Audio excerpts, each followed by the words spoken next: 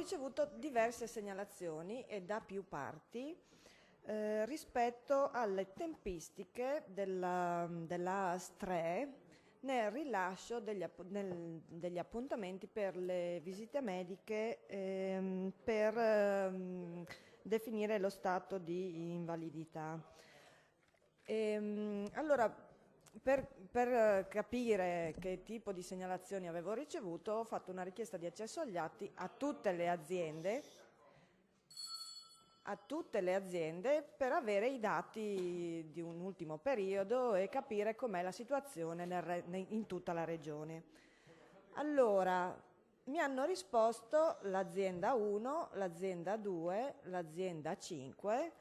nessuna risposta nonostante solleciti dall'azienda 3 e dall'azienda 4. Dall'azienda 4 non ho ricevuto segnalazioni, per cui forse semplicemente sono troppo indaffarati per rispondere, però credo che la situazione nell'azienda 3 sia piuttosto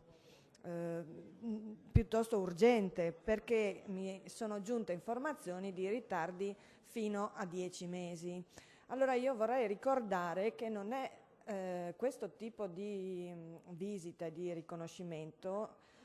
non è solamente rivolto ai soggetti interessati, ma spesso sono delle dichiarazioni che servono ai familiari per poter accedere a dei servizi che li rendono in grado di gestire delle situazioni anche molto pesanti. Allora, nelle altre aziende il tempo medio è 1 mese, 2 mesi, e questo si può capire, il tempo di attesa. Però lasciare nell'incertezza, perché non vengono date risposte, e comunque nell'attesa per anche 10 mesi in una situazione familiare pesante, non è un servizio adeguato, ma nemmeno adeguato, è una parola enorme, per i cittadini dell'azienda 3, soprattutto perché sembrerebbe che le cose siano cambiate da quando è cambiata l'organizzazione, perché soprattutto nell'area di San Daniele il riferimento era un'altra azienda, l'organizzazione era diversa e ora si trovano invece sotto un altro tipo di direzione. Credo che questo non sia tollerabile. Grazie, risponde l'assessore Tedesca. La 3 ha i distretti di Gemona e Tolmezzo, nei quali il tempo medio di attesa per l'accertamento dei requisiti sanitari per il riconoscimento dei benefici di invalidità civile è pari a circa 60-80 giorni.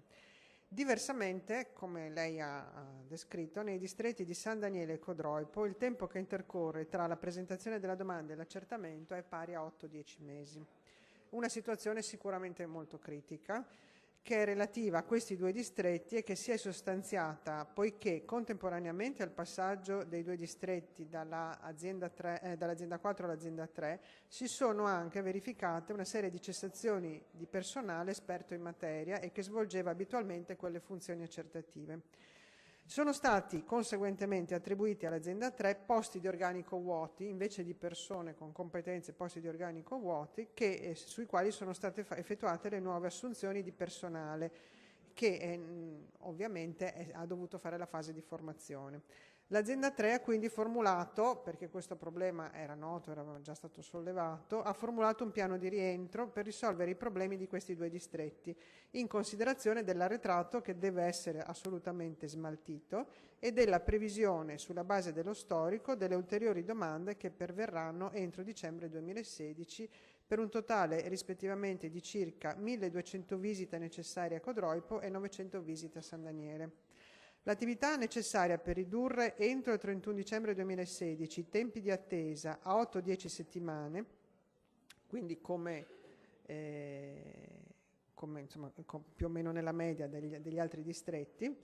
è stata quindi stimata in 1.000 visite che devono essere fatte a Codroipo e 800 visite a San Daniele, pari ad un carico aggiuntivo di attività intorno al 65-70% rispetto all'attività ordinaria. Questo piano è già in fase attuativa e garantirà l'abbattimento dei tempi medi di attesa mediante le seguenti azioni: 2 sedute settimanali a Codroipo con 15 invitati per 33-34 settimane, 2 sedute settimanali a San Daniele con 12-13 invitati per 32 settimane. L'espletamento delle 110 visite domiciliari entro 3-4 mesi e la riduzione dei tempi di attesa delle stesse sotto i 2 mesi nel quarto quadrimestre del 2016.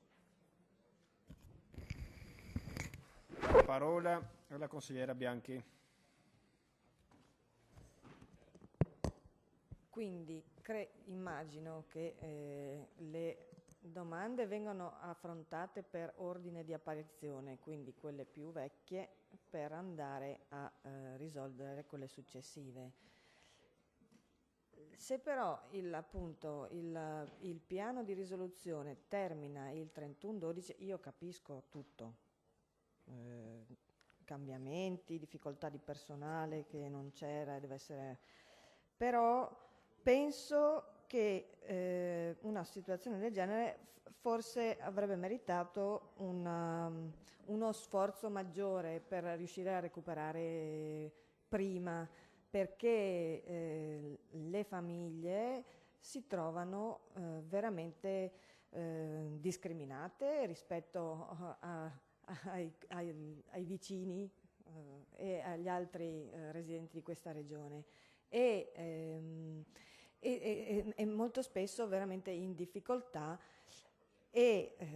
il 31/12 inizia a essere una meta molto lontana.